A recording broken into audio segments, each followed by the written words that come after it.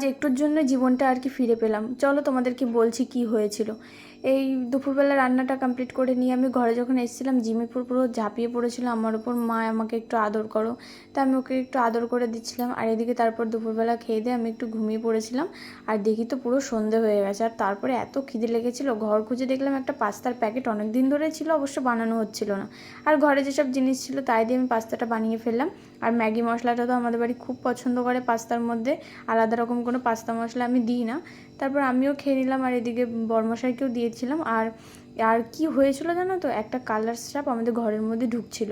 আর আমি তখন প্রায় ওর গায়ের ওপর পাটা দিয়েই দিচ্ছিলাম। যদি পাটা দিয়ে দিতাম, আমি শুধু তাই ভাবছি তাহলে আমার কি অবস্থাটাই না হতো। তারপর আর কি সবাই মিলে চেষ্টা করছিল সাপটাকে ধরার, কিন্তু ধরতে পারিনি। তারপর ঘরে চলে এসেছিলাম, আর এদিকে বড়মশাই আর জিমি মিলে একটুখানি খেলা করছিল। আর তারপরে এই বড় গামলাটায় আমি এক গামলা ভাত মাখিয়ে নিয়েছিলাম, বড়মশাইও খেয়েছিল, আমিও খেয়েছিলাম।